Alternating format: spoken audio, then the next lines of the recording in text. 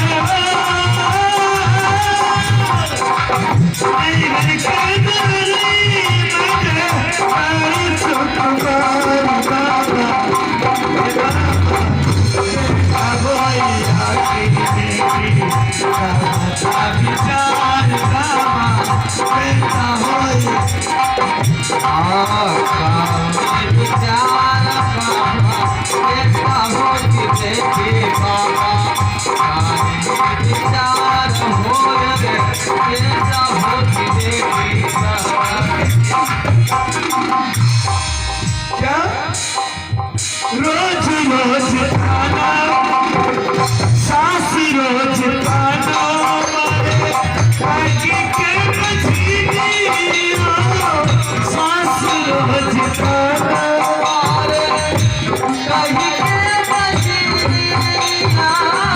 सास रोज खाना आगे के मछली सास रोज खाना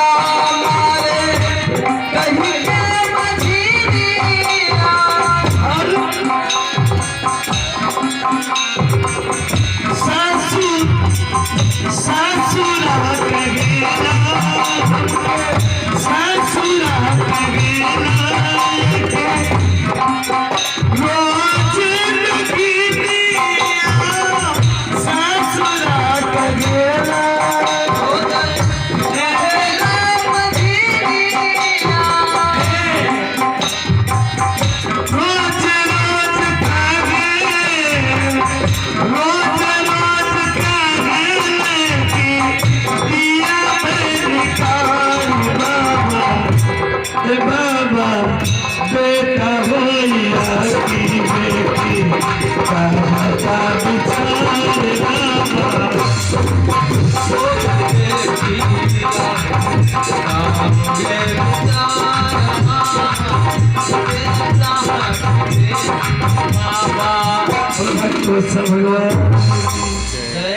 संतों को क्रोध है, न बेटा होगी न बेटी होगी, इससे मूसर होगा जिससे सारे यदुवंश का नाश हो।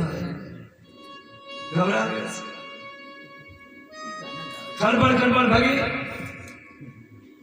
और देखिए भगवान श्री कृष्ण के पास नहीं गए, उग्रसेन के पास पिसवा दिया और समुद्र में बिकवा दिया। तो जो लोहे का चूर्ण था उससे एरक नाम की घास बनी और जो बीच की धुरी बची थी एक कील, उसे एक मछली निकल गई जिसे एक मछुआरे ने पाया और मछुआरे ने उस मछली को बेच दिया जिसे एक बहेलिये ने खरीदा और उस बहेलिये ने अपने बाण बना दिया। अरे यज्ञ पूरा हुआ, सभी शराब पिए, दारू पी के मस्त यदुवंशी लोग। और जो एरक घास थी क्रोध में आके जब पकड़ते घास तब तक घास और जैसे उखाड़ लेते तो वज्र हो जाती, एक दूसरे को ही घास मार मार के सब मर गए, क्योंकि वही लोहे का चूर्ण था मूसर का। बलदाव बचाने आए तो ये भी चले गए, बलदाव को पहले ही जाना था क्योंकि शेषनाग नहीं जाएंगे तो नारायण किस पर सहन करेंगे, इसलिए बलराम भी चले गए। भगवान श्री कृष्ण वहां से हट गए, एक बड़ वृक्ष के नीचे आए, दारुक को बुलाया अपने साथी को, हे दारुक थोड़े समय में द्वारका का समुद्र में विलय होने वाला है, इसलिए नाना उग्रसेन पिता मसलियों आज जो कुछ 10-5 लोग हैं उनसे कहिए शीघ्र द्वारका छोड़ दें। अर्जुन से कहना कि मेरी रानियों को ले जाकर के हस्तिनापुर ले जाए या तो नंदराज जी के यहाँ छोड़ दो। दारूक को भेज दिया। भगवान एक पैर पे दूसरा पैर चढ़ा के हाथ की हथेली पे सिर रख करके लेटे। भगवान के लाल लाल एड़ी को, लाल लाल पदतल को देखा तो जरा नाम का बहेलिया समझा सारंग नाम का हिरण, सारंग नाम के हिरण का ये मुंह है, मुख लाल लाल होता सारंग का। बाण मार दिया, वही बाण जो कील था, जो बचा था,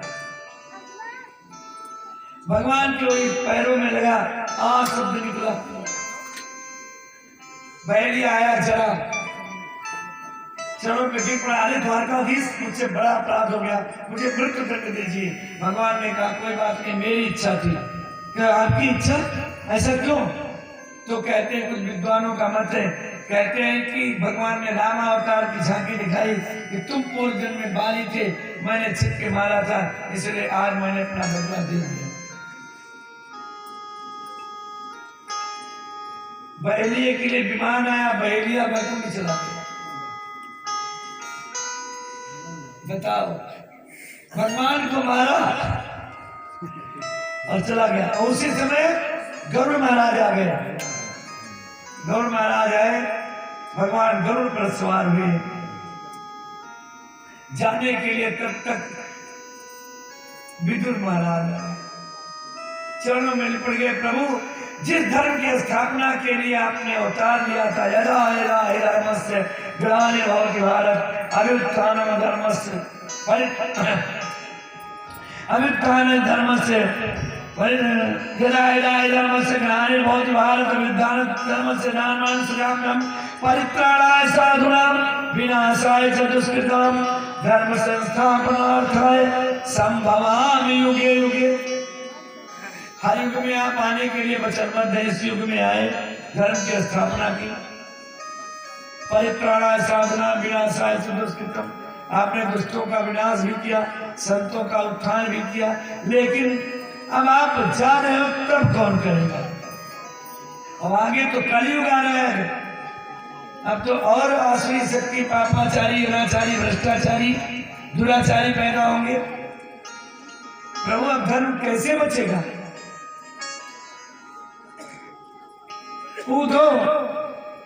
उद्धव ने चरण पकड़े। उद्धव की आंखों में आंसू देख के भगवान करुणा निधान है। तुरंत भगवान ने अपनी सारी शक्तियां इस भागवत ग्रंथ में समाहित कर दी और कहा, आज से मेरी सारी शक्तियां भागवत महापुराण में रहेंगी। जो भी श्रद्धा से यत्र यत्र भवेत् पुण्यं शास्त्रं भागवतो कलो तत्र तत्र सदैवाहं वसामि हृदये सह। जहां जहां भागवत की कथा होगी, वहां वहां हम अपनी सारी शक्तियों के साथ, जितने दिन भागवत कथा होगी, निरंतर निवास करेंगे। और मैं ही नहीं, तत्र सर्वाणि तीर्थानि, वहां सारे तीर्थ, नदी नद सरांश चार, समस्त पवित्र नदियां, पवित्र सरोवर, पुष्कर आदि, यज्ञाः सप्तपुरी गेया पूर्या सर्वे सिलोक्षया, सातों पुरियां और तमाम पावन पर्वत शिखर सब वहां निवास करेंगे। और जो भागवत श्रवण करेगा, उसके सारे मनोरथ पूर्ण होंगे। अर्थार्थी लभते अर्थम धर्मणां धर्म बुद्धिदां जयार्थे जयं लभते मोक्ष लभते मोक्ष। बोलो भक्तवत्सल भगवान की जय। अब आप सबने सुना विगत कथा में कि संदीपन मुनि के यहाँ कृष्ण और सुदामा एक साथ पढ़ते थे।